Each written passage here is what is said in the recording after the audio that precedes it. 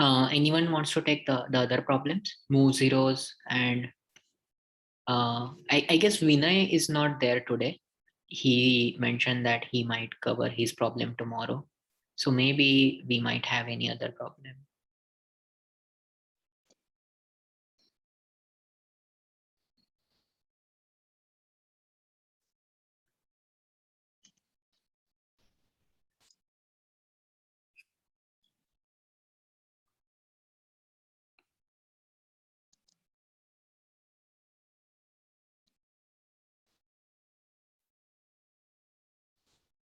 Okay, Deva, then let's start with threesome. Yeah, sure. So let me start sharing my screen. Yeah.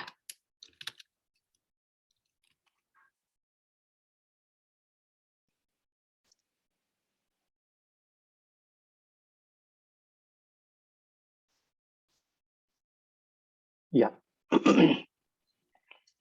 Yeah, so I'll explain the problem statement. So here threesome is like given an array, integer array nums. So we have an integer array given. So we just need to return all triplets, which is nums of I, nums of j, and nums of k, such that I should not be j. I mean, those index should not be equivalent. So basically they are saying that we should not return any duplicate triplets. So notice that the solution set must not contain any duplicates, triplets. So in a way that, for example, you should not return as like -2, -2, 4, or if you're finding some other pair like 4, -2 or -2, something like this, or if in any order, if you find these are all duplicates. So our threesome logic in a way that when we write it, we need to make sure that we find these duplicates and we avoid in case if there is any triplets if it's coming up in the given example. So that's one of the thing that we could look from the question. We can take one example and see how it is looking. So if we take the first example, the input is -1, 0, 1, 2, -1 and -4. You could see that like it's not sorted. And here the output is -1, -1, 2, which is one unique set or one unique triplet. And then we have a -1, 0, and 1. This is one other unique triplet. Other than that, in case if it finds any other different index level duplicates, we just need to avoid it. These are all other base conditions. If we are passing empty, it should be empty. Or if we are passing 0, it should be empty. It should return an empty list. And from the constraints perspective, an integer array length can, like for example, in this one, we have like a 6, right? Like that, it can have maximum from 0 to 3000. So it cannot have beyond that. And each integer values can be from the lower bound of -100,000 to +100,000. So these are all the constraints. So this is the question. So Sagar, any other thing that we need to point out? Yeah, so constraints you have already covered, right? Yeah. Yeah, I guess for now, at least to begin with, this looks almost similar to the two-sum problem that we did, right? Yes. Yeah. So yeah, maybe we can take 10-15 minutes, and whatever things we feel, maybe we can improvise in further problems. Okay. Okay.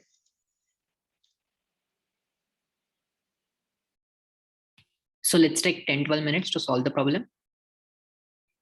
Okay. Yeah, sure.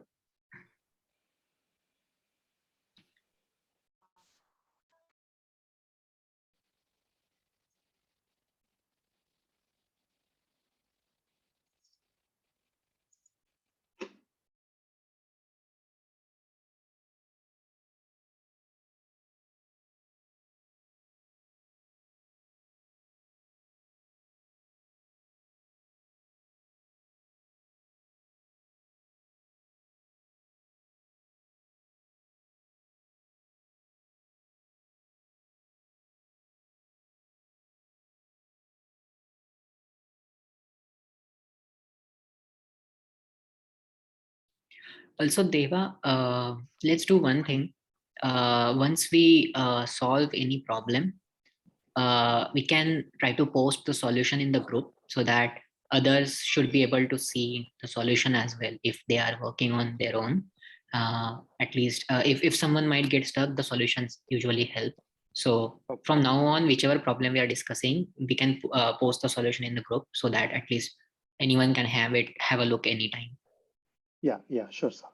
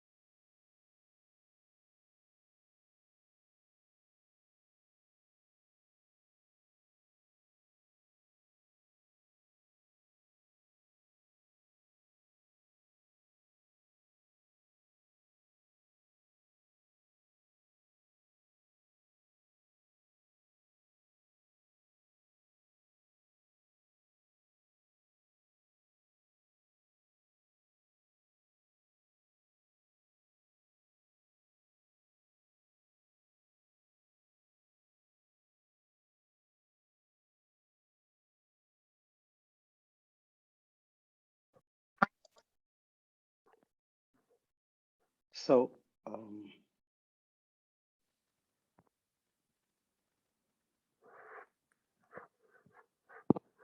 Sagar, like, is that like, do we need to discuss, or can I share my screen and just do a quick dry run?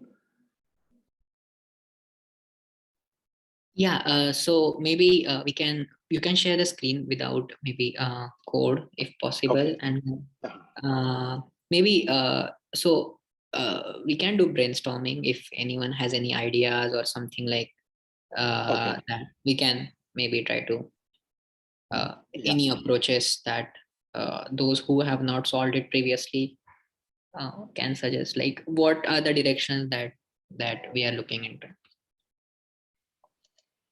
Okay.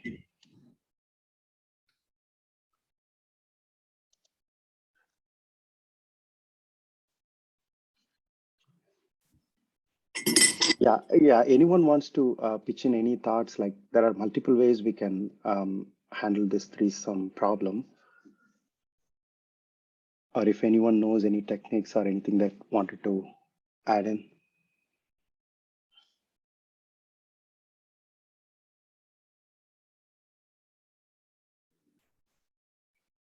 So I thought about two solutions. One is the brute force solution, where we can go to all elements one by one and create sets of three elements, and then because we are we are looking at all the sets, so it would be an NQ solution because we are considering everything and then adding them if and checking if the sum is zero. So this is NQ, and a little better approach I found out was N square solution, in Okay, which so um, Uh, yeah. yeah. So one thing, I think it's a great start to start with a brute force, definitely. But like I just wanted to delve deeper. N cube, can you just elaborate like how exactly it could pan out in terms of like uh, uh, in terms of finding out the answer, the solution candidate?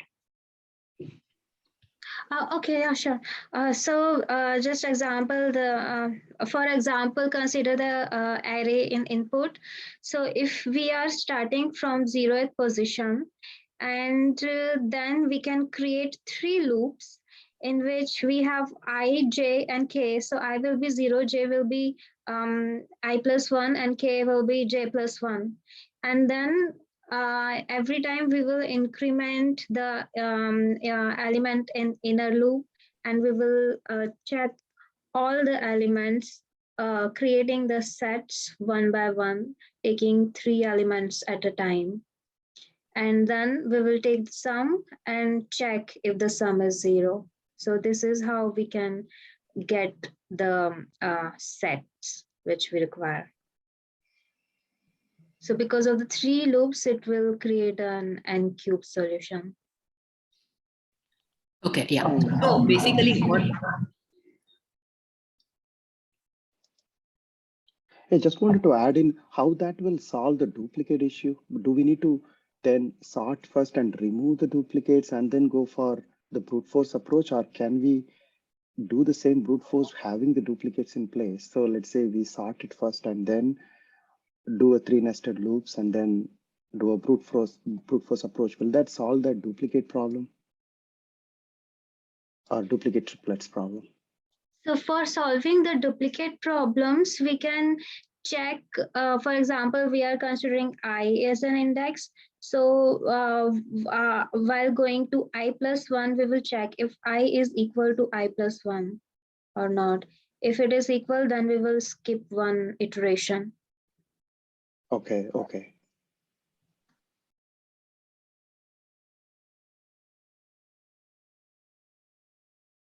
But it's not sorted, right? So Uh, every time in future as well, we can see one. Let's say at index one, it is one, and then at index five, also it's one. So I think that will fail some of the cases. What we can do is like we can sort it first, And then as Asta said, like we can just compare I and J, and then if they are equal, then we can go ahead with the loop. And secondly, what we can do is, like, once we find the pair, we can add it to a hash set or something, so that we don't have duplicate pairs, considering the output has unique pairs, if you see. So we need to eliminate that duplicate part. And then we can convert it to an array or at the return the output. Something like that. Yes, makes sense. Yeah, definitely. So to optimize, sorting is the way. But yeah, coming. I just wanted to highlight the first approach that Asta told. So if we are, so why I was insisting on starting with the three loops or the brute force is, so instead of maybe going over the uh, going over the for loops or the code based approach, we can explain it this way. Like we have three loop to select three elements.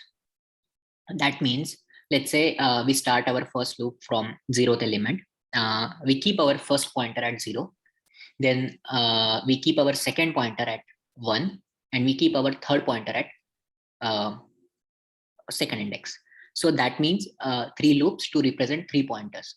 So basically we will be checking the combinations that could be generated with three pointers. So right now we have -4, -1, -1, whatever sum it makes. If it's not 0, we can check if we can move one of the pointers. So let's say we move the third one, the nested one, which is pointing to 0. So it will be -4, -1, 0. So that means we are selecting three elements at a time with three for loops. Does that make sense? Yes. Yeah. So basically, running three for loops means shuffling three selections. So the whole problem boils down to selecting three elements from the array, and that we can do using for loops. The reason to explain it this way is, if this would have been string problem where you have to find some matching string or some conditional string, something like that.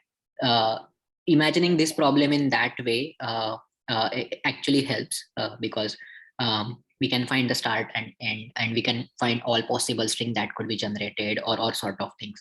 So so the three for loop approach is to select three elements. So what if the interviewer says that if this is not threesome, let's say he come up with foursome. So in general, we think about sorting, okay, it will work. But if it has been foursome, most other people think that, okay, by sorting, I can anyways do a two-pointer approach and do it, something like that. But they fail to understand that for four sum, we are supposed to select four elements. For three sum, we are supposed to select three elements. For two sum, we are supposed to select two elements.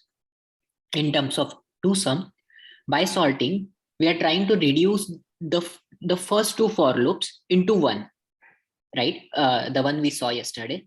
By two pointer approach on two sum, we are trying to reduce the two for loop into one. But when it comes to three sum, we might be able to reduce the two for loop into one, but the third loop is necessary. So even if we apply sorting and two pointer approach, it still boils down to two for loops for three sum.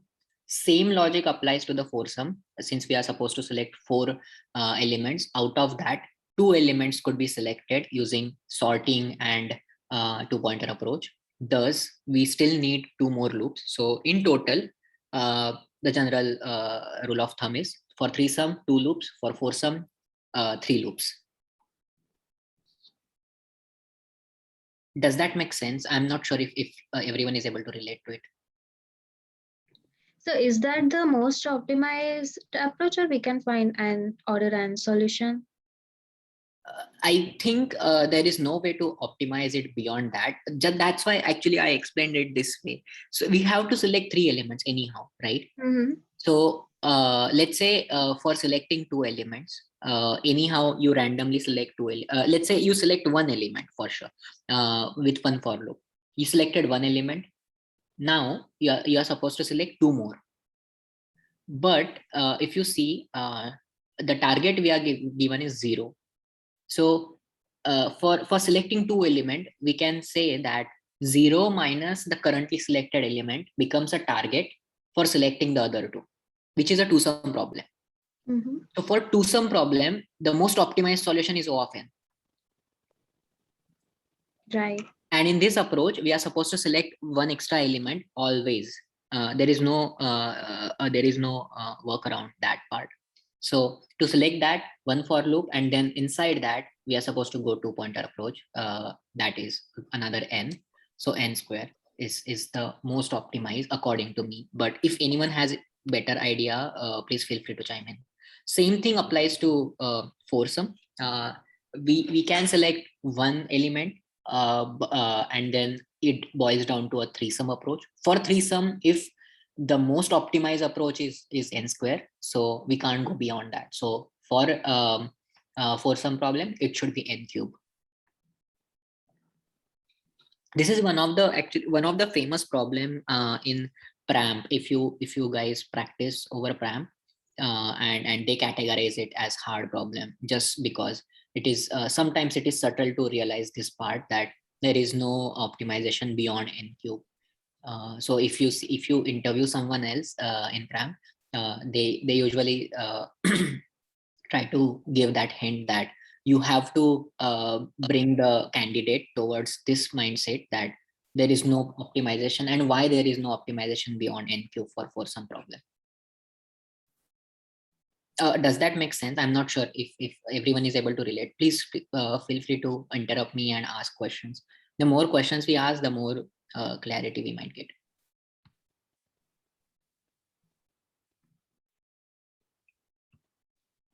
Yeah, yes, sir.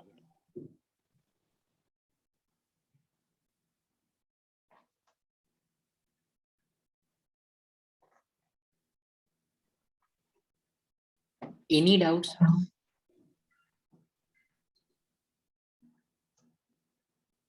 No, I'm good. Cool. Rishi, were you saying something?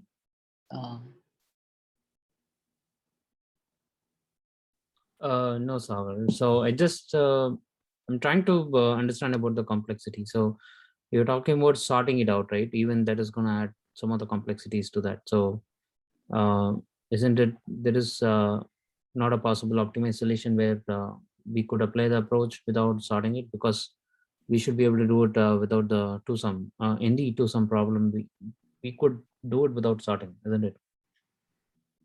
Yeah, that's correct. So if you want, I think dictionary approach is also one of the approaches. Yeah, but definitely one side note here is when we talk about complexity, we talk about big O of n, and big O of n is always a worst case complexity. So even if you sort, that will be n cube plus n log n. Yeah, that's what I was thinking. So Yeah, so the order becomes n cube. So when we, let's say, if we are if we are reading these books, the Corman Introduction to Algorithm, or maybe watching some MIT course or anything else, they always talk about order of the order in complexity. So let's say if it is n square, they say order of 2. If it is n cube, they say order of 3. So if you write the equation for the threesome, it becomes n square plus n log n. So the highest order for that is 2, it right? would be 2, yeah. So Yeah. that's why they say it's n square complexity. So they talk about linear, logarithmic. Linear becomes n, logarithmic becomes log n or n log n maybe, and n square becomes quadratic or maybe something like that. So they always refer it to in this terminology. Okay. But you're right. I don't want to take much of a time. So I'm just trying to understand. Like your point was right. I mean, when this problem being to start with, they have given us 3 sum, and probably the interviewer could. I mean, after we approach and write it in terms of thinking about only the 3 sum, and if we implement the logic, probably he would expand it to 4 sum. So that time, like definitely the logic would hamper the program. So is there any is there a possibility of, is there any solution where it gives us a solution even if we go to any number of incrementing the number of sums or something like that? Do we have anything like that? Yeah, so actually I was asked this problem in Amazon interview. Okay. So they started with 2 sum. He grilled me heavily on whether you could optimize it beyond n, the 2 sum problem. Then the next one was 3 sum. He again grilled heavily that if we can optimize it beyond n square. So basically, so I went for the sorting approach n log n1 when he asked me to implement 3 sum, because for 3 sum I can use the code that I have written for 2 sum. So I wrote one function for 2 sum with sorting. For 3 sum, I just introduced one for loop and called the 2 sum approach with new updated target value. And when he asked, and then the follow-up was for the 4 sum. And for 4 sum, I just wrote another for loop and called the 3 sum function. So it is, reusability improves if we are going with sorting. I'm not sure if that should be again true for the dictionary approach or the hash map approach as well. But I guess looks similar. Should not be a problem, I feel. Okay. But there could be some corner conditions we might need to take care, which slightly becomes tricky to point out. If it's the dictionary approach, then we need to invalidate the currently selected elements, right? So that might change the argument types that we are passing. We might need to pass the currently selected arguments as well, which is another trickier part. So that's why I opted for the sorting part, and that, so implementation wise, it's simple, the 2-pointer approach, in case if you want to avoid any corner condition or sort of thing. Okay, thank you, sir. Another thing with sorting is if he asks you to optimize on space complexity. Yeah, by the way, we didn't discuss about space complexity. If we are using set, then the space complexity will be whatever the number of solutions we have, and the maximum possible solution could be n, whatever numbers we have given. We are creating sets which has the total length of all the sets is equal to the total length of array. So with this particular scenario, we are using space. But in terms of hash map, we might need sets. But if we are using sorting, then we can skip the elements by checking previously that if the previous element and the current element is same, we don't need to consider it again for a current selection. So that is one way to lessen the the space complexity.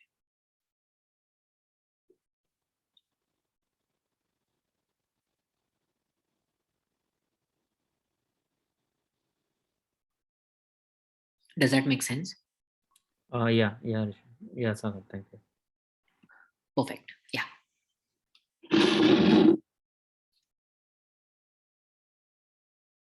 So Deva, do you mind going through the code? Yes, Sagar. It's pretty much, I have the code written in Java, but I can quickly just walk through what we are doing here. Like one thing is like, as we discussed, right, we have 2 loops going on. The first one is like we do a first loop, and then we take each n, but for the remaining, we are going to apply the 2-pointer approach, right? So here the technique is one thing, like we are going till only 0, because beyond that, definitely the sum will not give 0. So we don't need to go beyond 0. This is one of the optimization techniques, so that in the outer for loop, we can go till 0, and beyond we don't need to go. And then we already sorted this. The other technique is we just need to make sure there is no duplicate. So we just need to check if we are in the current index, we just need to check the previous index value is not the same, right? So that technique is in the outer loop. And the other one thing that I've seen is like in the inner two-pointer approach also, it's a generic pattern. Like, we check like low is less than high. And then if the sum is high, then we reduce the sum is here. The zeroth is our the target value that we wanted to check, but whatever the sum, if it's greater than, then we reduce the high pointer. And if the sum is less than 0, then we increment the lower pointer.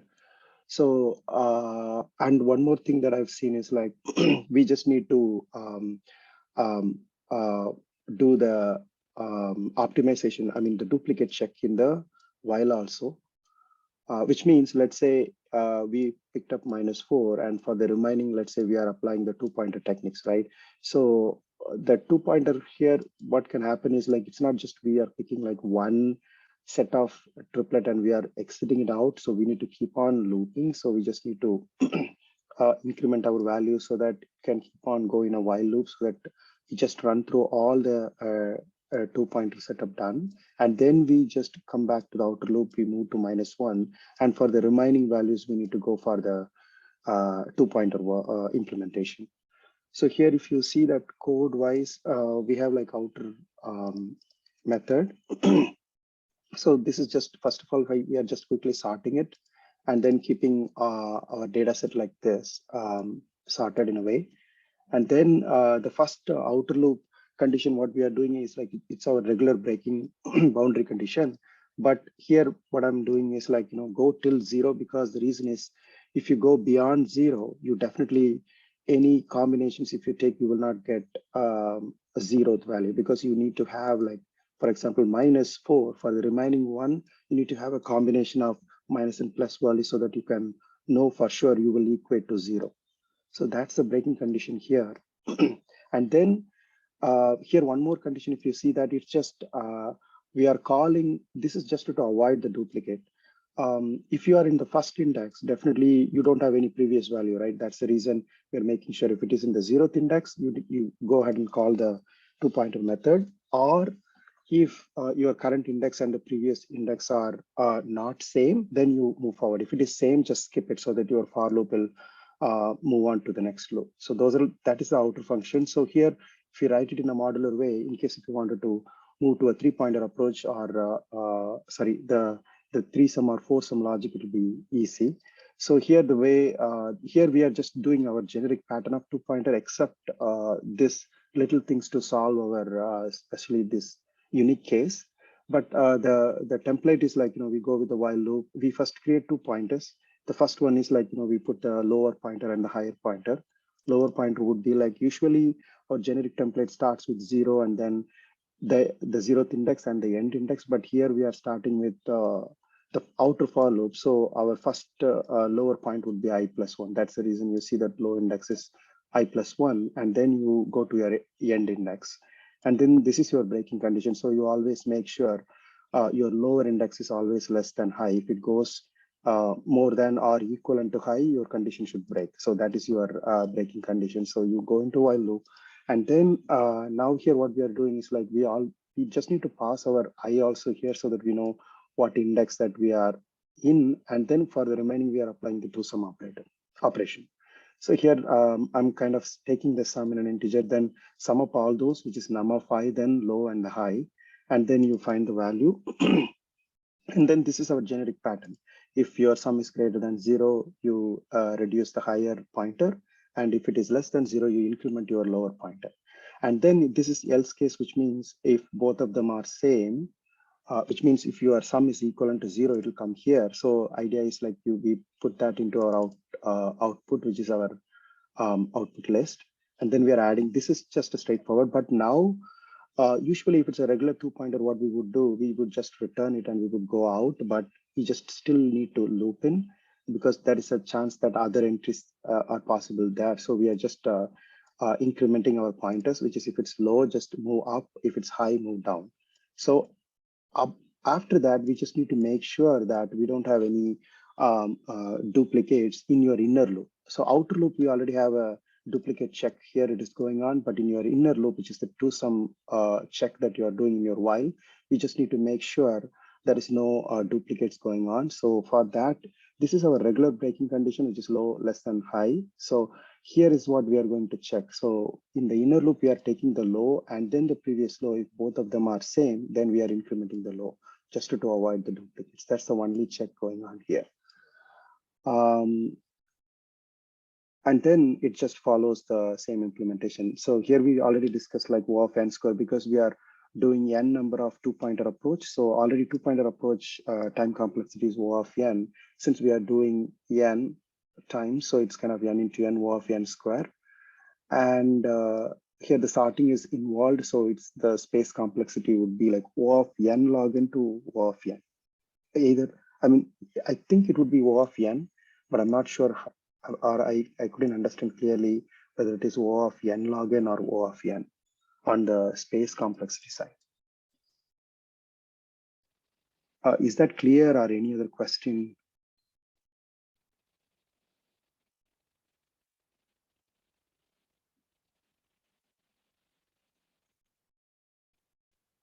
I think space complexity should be big of n. We go of n, okay. The reason is since we are, because it's kind of any reason? I mean, I was just thinking in terms of output array. So in output, we are just storing the number, right? That's why. Okay, okay. In the output, we are keeping all information into that, right? So yeah, so it doesn't calculate that space that you're creating for low, high, or anything like that. Not the primitive attributes, but the objects that you create. So output is the object that you have created, and that's the size of that object would be the size of the array that is passed to you. So probably that's why it is big O of n. I assume. Okay, got it. Yeah, that's pretty much on. If any conditions or any other questions, then I can a little bit explain. But that's pretty much like, we are doing loop and then we are doing two sum. I had one question. So about if in case if your input is like -2, -1, and some values and 0 and 1, 2, would your 78th line wouldn't be still wouldn't consider that -2? It will consider -2. So what it will do in our first for loop, it will start with here, right? Yeah. And then it will consider two sum for this one. Value, right? So then it will be a problem. Yeah, I got it. And yeah. then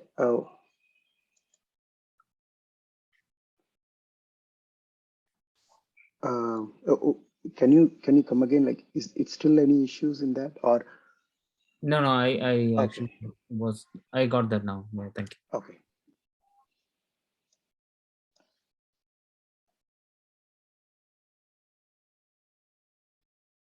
Yeah, but other techniques also I tried to solve it, but it's kind of pretty much the same way. We can reuse this approach, but instead of doing a two-pointer two sum, we can. But the optimization way, everything is same.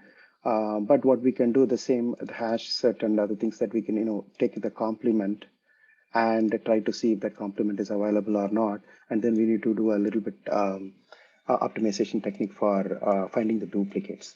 That's the one thing here, but it's pretty much how we implement the two-pointer approach using that hash set. It's going to be pretty much same, but I think from the complexity wise, it's going to be same. I don't think there will be a big change, but the cleaner way, I think it's easier to do it as like a two-pointer approach.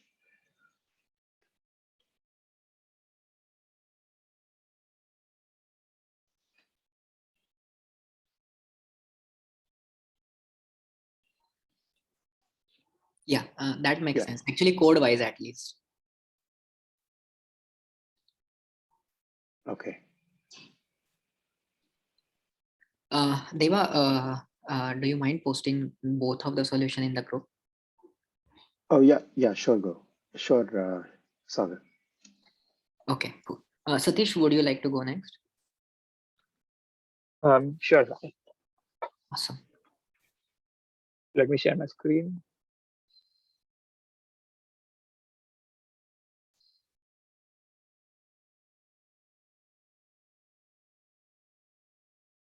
The screen is visible, right?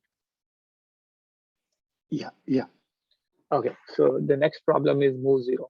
Uh, so basically, let me just read through the problem. So given an integer array nouns, move all zeros to the end of it while maintaining the relative order of the non-zero.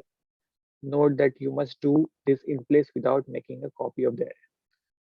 So this is the input array given 0, 1, 0, 3, 12, and output is 1, 3, 12, 0, 0. So what they are doing is just moving all non-zero elements towards the start, and all the zero elements should be moved at the end, and we have to just maintain the relative order of this element.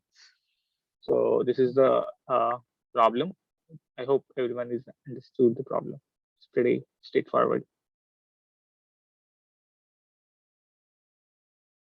So Sagar, what is the I mean, we have to think of like we have to discuss the solution right now, or we Yeah, again. so usually we follow the pattern, like if you can explain the problem in detail, what are the intricacies, or what are the what are the trickier part of the problem, so that it will be easier for everyone to understand. Yeah, Just the question that has been given. Like if you see that they are specially giving the note that you must do it in place without making right, a copy. So what correct. are the implications of that? And then a relative order of the non-zero elements, that is one thing. And the next thing could be, if you can explain the example, like zeros are placed randomly, and then in the output the zeros are well arranged at the end, and maybe the constraints. Sure. So let's take this example. So here we have given an input with some multiple zeros and all non-zero element. So I hope it is not sorted. Yeah, it's not sorted. So what we have to do is we have to first, like, I mean, we have to identify all the zeros and we have to move it to the end. But whatever is the order maintaining here, it's 5 and 16. So we have to make array something like this: 5, 16, and 0, 0 we should ignore. But this will be the one. So one will be the next element. So this way we are just maintaining the order. I mean the relative order of the non-zero element. Then next is 0, so we are ignoring 0, and then the relative order of next two elements is 3 and 12. So we are just maintaining this 3 and 12, and all the zero element, that is I think 5 zeros, we have to put it at the end of the array. So this is the ideal output should be. We are just maintaining all the relative order of the non-zero element over here, like 5, 16, 1, 3, and 12, and all the zero elements are moved to the last part of the array. So here constraint is number of length is 10 is to 4. So I think at any point of time in Java, we can, in 1 second, we can solve 10 is to 8. So I think n square solution will be accepted here, but I think it is not the optimized way. But yeah, I think n square solution will work here. And nums of I lies between -2 raised to 31. So integer will work over here. And they have asked follow-up question as, could you minimize the total number of operations done? So uh, this is also the like one of the point that we should think while building a solution. Yeah, I think that's pretty Perfect. much it Yeah. with the problem. Yeah, so let's take 10 minutes to solve this. So basically the idea, Satish, so the idea behind like presenting the problem is, for anyone, it's not the solution that we are supposed to give, but treating this as an interview. How can we rephrase back the problem to the interviewer? Or let's say if we are an interviewer, how can we explain it in the interviewer, in the interview, for let's say first 10-15 minutes. So that's the idea behind presenting any problem. If you, even if you have not solved it completely, or even if you have just some approach in mind, that's okay, we can brainstorm about it. But the key idea is to be able to explain the problem, explain the approach, and explain the solution. Makes sense. Makes sense. Got it. Got the point. Okay.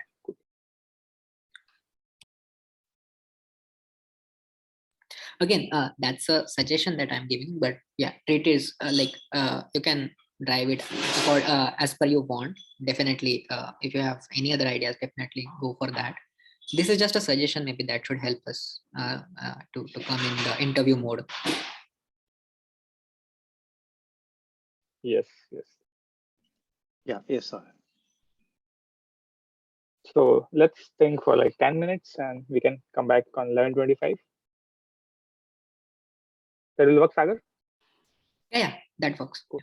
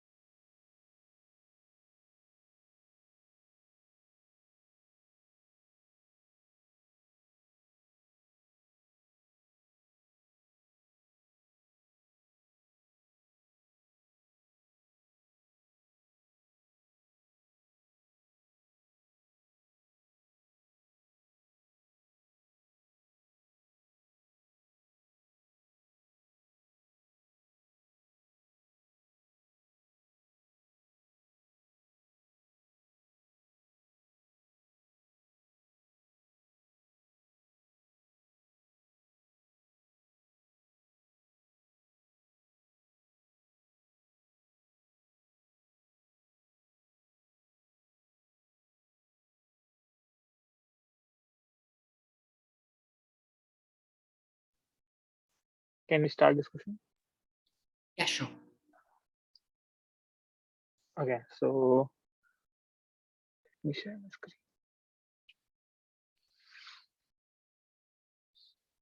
So first thing, like, I mean, the first approach that comes in my mind after doing the problem is we can just found the, I mean, we can maintain another data structure, let's say an array, where we iterate each element one by one in for loop, and if it is zero, so we maintain one variable which is zero count, and if the element is zero, then I just increment the count of that variable, which is the count of the zeros. And if I found the non-zero element, which is one in this case, so I will just add it to the data structure. So that way I can maintain the all the non-zero element first, and after iterating the array, I will have a number of zeros that are present in the input. So that way I will just add those zero to the end of that. So this is just a fast and easy approach that comes in my mind, but this will take extra space. For storing, we are using another data structure that is not permitted in this example. They said that we have to do it in place. So this solution will not work. So everyone got the idea, right? What we are doing in the previous approach. Any doubt in that approach? So you mean to say just marking the position of zeros? We are just Uh, No, we are just counting the number of zeros in this array, and we okay. are adding 1, 3, 12 line by line in another data structure. Okay. Got it. And at the end, we, like, let's say we have a 2 zeros. So at the end, we just append the 2 zeros, so that way we will get the output. So Makes sense. Yeah. yeah, that is the one thing. But we have to do it in place. So that way we have to uh, maintain some pointer maybe, and uh, so what I come up with is we can just maintain the last zero element. I mean the index where we can put the other element. So uh, I was just maintaining one last non-zero found element. So this is a uh, this way we will just maintaining. So we are maintaining two pointer. One is pointing to the place where we can place the new element, and the second pointer will just keep on incrementing. So let's go through the example to understand it properly.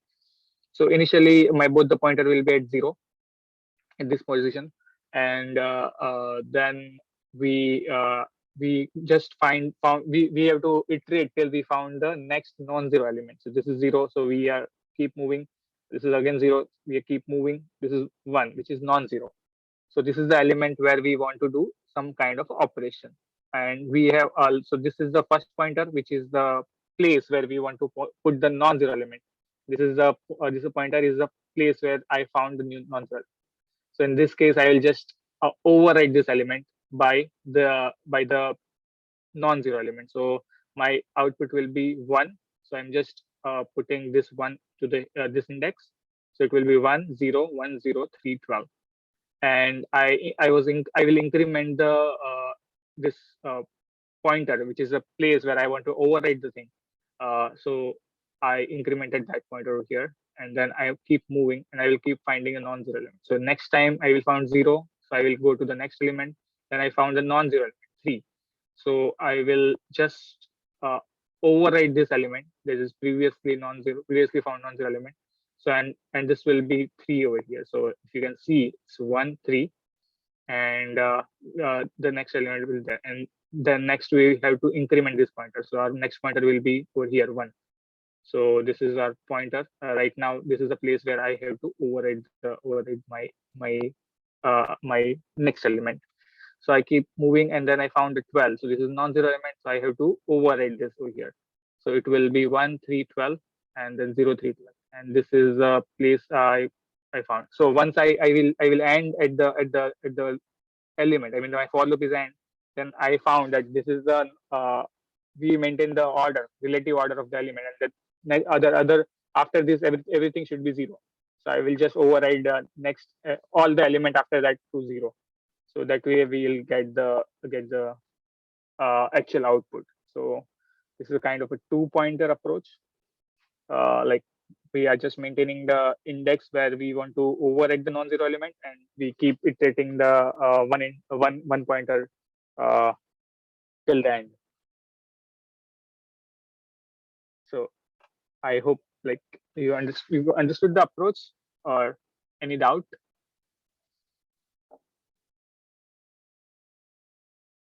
Anyone?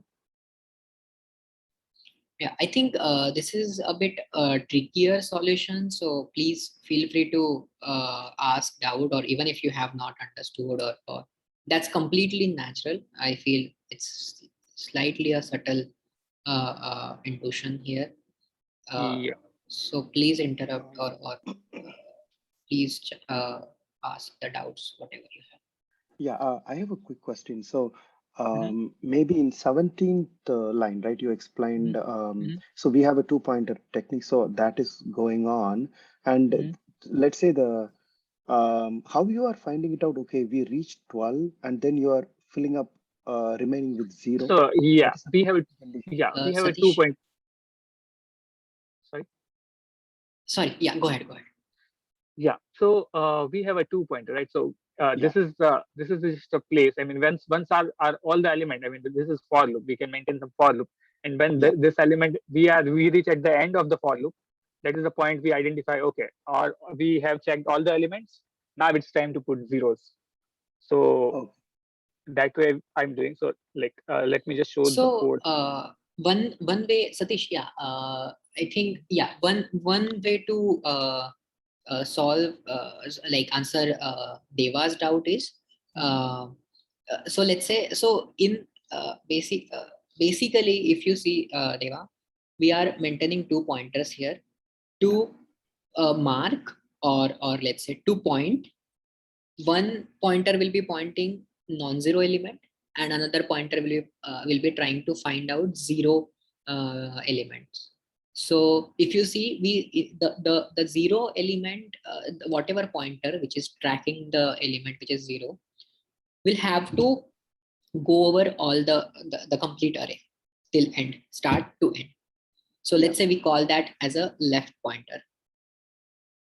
Sorry, my bad. Let's say we call that as a right pointer, and another pointer which is left pointer, which we can call as pointing to non-zero elements. So initially we place both of the pointer to the first location. Both are zeros, we can't do anything.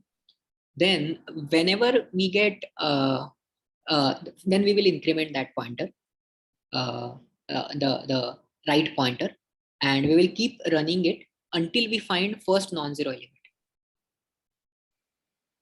okay. So one pointer we have which is pointing to zero element, another pointer we have which is pointing to non-zero element. What we are supposed to do, we can shuffle them. Okay. Okay. Once we shuffle them, the element, sorry, the pointer which was at the left, initially it was pointing to zero, but now we have filled in that position with some non-zero element. So we will simply increment it. Now, if you see, the left pointer is pointing to another zero on line 6. Okay. And even for the right pointer, we had shuffled that already, right? So we will simply try to increment the right as well. So right is pointing to zero and left is pointing to zero. It's of no use. We will simply increment the right. So now right is pointing to again a non-zero element and left is pointing to a zero element. In this case, we can say that it's a valid case. We will shuffle them. So we shuffled on line 13. So line 9 and line 13, compare that. We simply shuffled it. And since left has got a non-zero element, we will increment the left. On line 17, we incremented left and we incremented right. So again, we have, so now both are pointing to non-zero element. So, and then we can simply increment the L. Once we increment the L, we have one zero element, another non-zero element. We can shuffle them. Once that is done, if you try to increment the right, it is running over the array. So basically we have to increment the right pointer until we run over the array completely. Okay. Okay, got it. So in a nutshell, basically this technique is often called as slow fast pointer technique, where right is the fast running pointer and left is a slower running pointer. So the fast running pointer and slow running pointer, we are comparing the positions. The fast running will simply try to find out non-zero elements, and the slow running will simply try to point out the zero element. So the zero element, non-zero element, we will simply shuffle them, swap them. Okay, okay, I got it. Oh, That okay. was a nice way to explain the pointer stuff. Thanks, Sagar. Sorry, go Yeah, ahead. no worries. Yeah. So so the point here is, Satish, I guess a couple of things. So if you are explaining it just in terms of pointers and then marking the roles and something, the interviewer will definitely ask counter question because he might not get the context behind your approach, right? There is a chance. Right. So Makes sense. maybe try to use the such words like finding pointing, marking zero element, marking non-zero element. Once we have that, we will swap them, something like that. So that Right. way, I guess it becomes very clear for the interviewer to understand your solution. So your code becomes irrelevant in that case. Yeah. Yeah, Tejal, I guess you had some question. Sorry. So I just have a question. So can we instead of shuffling the left pointer and like the right pointer's value, so can we just swap the values? So I think because of that, it will. I mean, the last operation won't need to be done. So on the 21st line, our array will be done at that time. I think if we swap the values. I'm not sure I'm correct or wrong, but Yeah, I mean that is a optimized solution for this thing. Yeah. yeah. Yeah, That so way it will work. we are anyway swapping, right? Yeah, exactly. Okay, so Yeah. are you comparing Satish's approach versus the one which I mentioned? So No. in slow first pointer, we are anyways swapping. In Satish's case, he was just trying to mark whichever are non-zero element, and he was arranging on one side. So if you submit the first solution, the one at line 21, I guess lead code is not considering whether the last ones are zeros or not. They are simply checking the length of No, non-zero element. no, I think Are they checking? yeah, they are checking. So we have to Oh, my do bad. it. Okay, my bad. Yeah, sorry. Just ignore that part.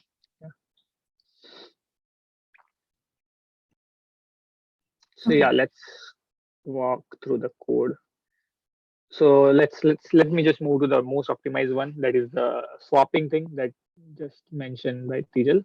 Yes. So what I was doing here is first we are just checking. So this is in Java, and we are just first checking the whether I mean just corner case, whether length is zero or nums is null. In that case, we just return it. Otherwise, I will just we have two pointer. We can say this is a left pointer, which is initially at zero, and this is our right pointer. Sorry for the changes at the end, last moment. And we are first checking whether right is non-zero. If it is non-zero, in this case, I have to swap my left and right pointer basically.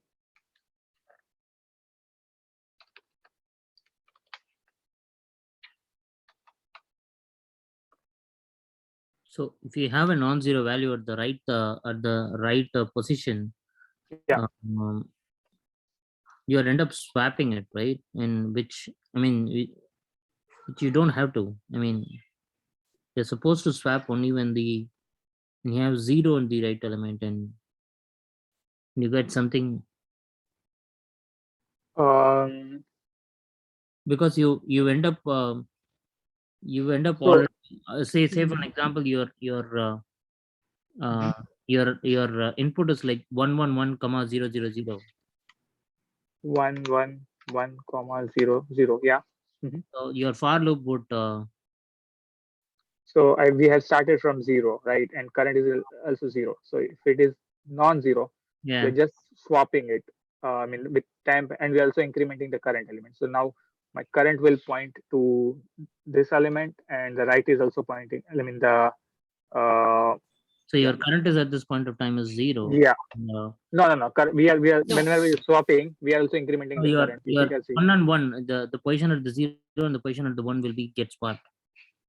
No, so if you see, Rishi, the current is still at 0. Yeah. On line 73, the current is declared at 0. Okay. The line 73 current is 0, and line 77 is dropping the value of 0th element to temp, and Satish is replacing the value at the current plus, like which is at the position 1 with the value of No, 0. This step Yeah. is this step is already the value is already in the expected way.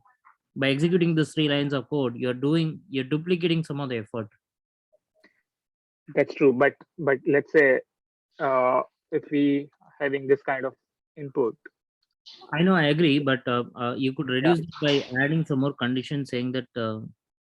I mean, I could be deviating from your logic, but there is always Yeah, makes conditions.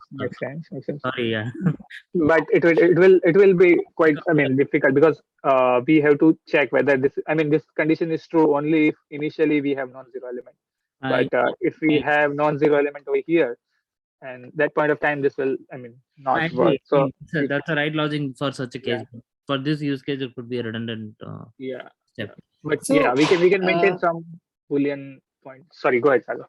So just by changing the condition on line 76, let's say instead of checking for non-zero element, let's say if I tracks for 0 element and current is already tracking for non-zero element. If that's the case, You add a condition and num current plus is equal to 0 or something, then you would be keep iterating.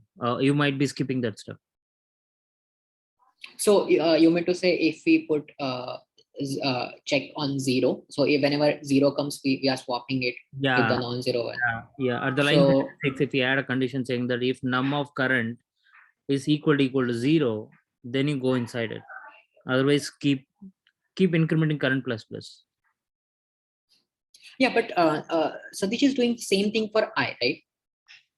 So instead of changing everything for current, he has done same thing for I. I agree, but the case of the use case at the 66, you would be running that for loop like 2 times, which is redundant, is what I'm trying to say. It will swap the position 0 and 1, and it will try to swap the position. It will swap the position 0 and 0. Then I and current both will increase by 1. So it will swap 1 and 1, which is same thing. Then again, it will swap. So we can say put here like condition if I equals to current. If like, and then I got your point. If and then is I is not equal to current. So this point of time, it will not get any swap, because I and current both are pointing to the same pointer. So it will just move on. But in this case, we have to increment the current as well. So yeah, this is so instead, Satish, can you equate I equals to 0 on line 76, and maybe let's have a dry run over that. Yeah. So there, instead of not equals to, can you put equals to? Yeah. So what I meant to say is, now your I is at 0, current is at 0. Okay.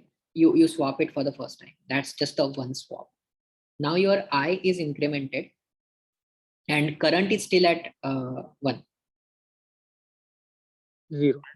Current is at 0. He's not incremented that at all because you didn't go inside the if loop. But yeah, but the first one was not like when I was at 0, we didn't swap, right? Because I was not pointing to 0 element.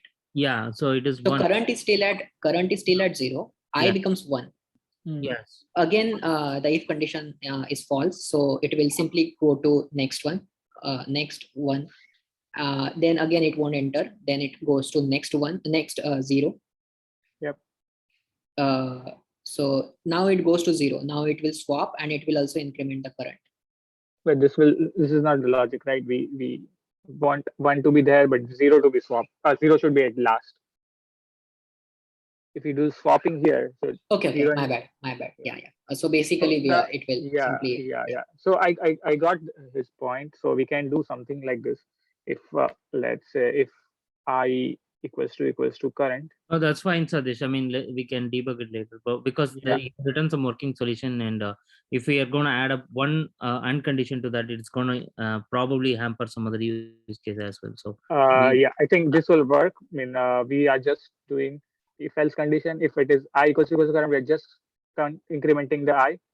Otherwise, we do the swapping logic. So yeah, I think this will. You got my point, right? If unless until if I and current both are pointing to the same point, we are just keep incrementing current and I. okay. Otherwise, we are just do swapping.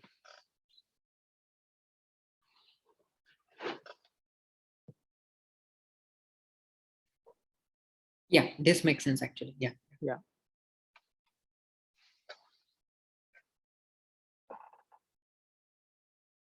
Okay, so in terms of time complexity, it will be big of n, and space complexity will be the constant. We are not leveraging any space other than just temp variable. So the space complexity will be constant.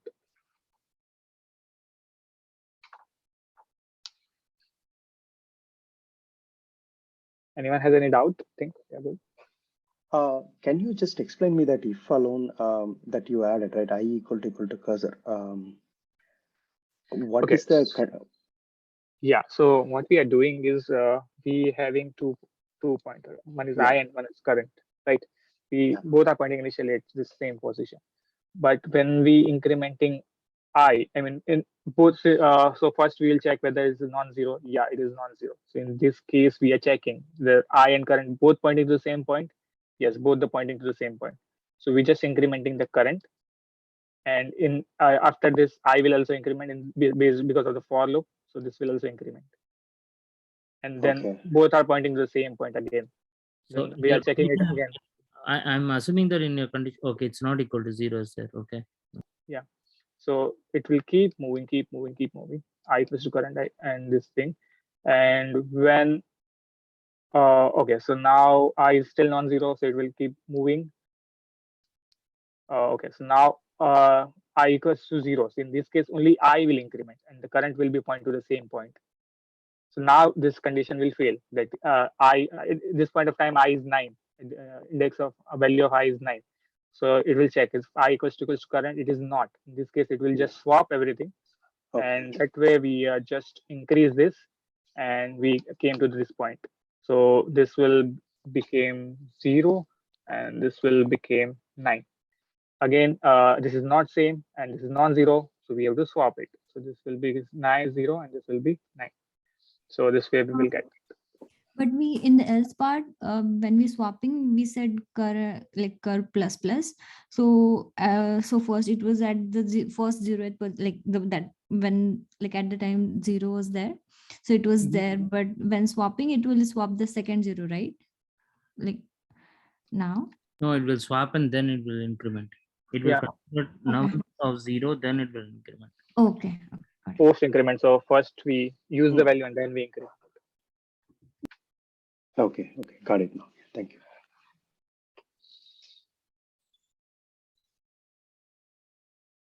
Just to make sure that a complex device, it's O of n and O of 1. Is that right? I mean, time complexity. That's correct. Okay. Yeah, that's correct.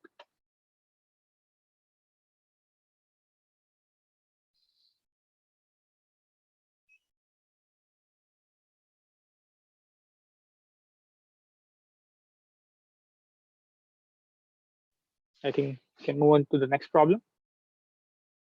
Yeah, actually, we are already about time. In fact, over time. Shall we stop and? Sure. Yeah. So actually, I was about to cover the similar problems for linked list, slow and fast pointer. So in case if you are not aware about the Floyd cycle finding algorithm, try to just have a look. maybe just it is also called just Floyd algorithms, slow fast pointer algorithm, or maybe hare and tortoise problem. Saga, just one question. So I didn't attend previous session. So what is strategy? I mean, we are doing everything from again all the topics. So basically, we thought of starting with like few so going topic wise, 2 pointers, like covering the array problems, then maybe recursion, backtracking sort of thing. But just in timely manner, we will try to have limited sort of problems and have a quick walkthrough over all the problems. Okay, great. Thanks.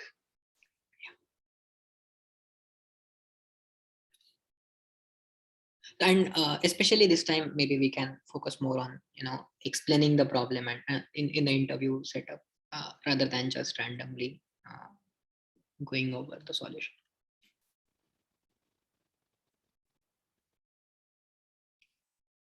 Okay, so yeah, maybe I will post. Let me post about the algorithm in chat in a WhatsApp group. But let's meet tomorrow. And just a reminder, please select problems for tomorrow. So move zeros we have already done. I will try to explain the linked list cycle finding. It's very easy. Maybe I will try to wrap it up within 10-15 minutes, within first 10 minutes, and then try to pick up the other problems. So Satish, would you be able to take a container with most water? Yeah, that will be fine. It will be in tomorrow, right? Yes, for tomorrow's session. No worries, I will take that. Yeah. And then another is rotate array, if anyone can take rotate array. Yeah, I can take it. Perfect. Yeah, perfect. Cool. Can you just put your name in the sheet so that others will be. So I will add a few more problems for, I will check if there are more problems to 2 pointers. So I will try to add a few more problems for Monday. Otherwise, maybe we can move on to some other variation of 2 pointer or maybe some other subtopic of arrays.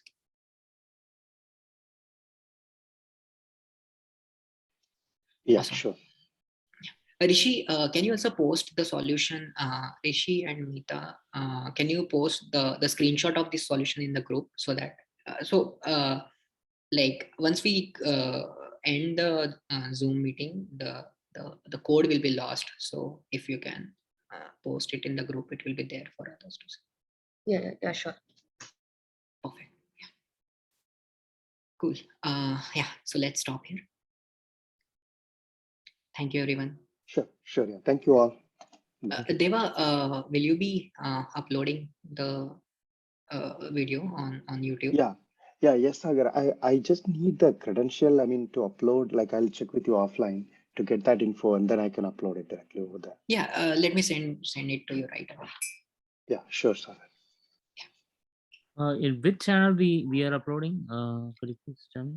I will post the link as well in the group. Okay, sure. Thank you.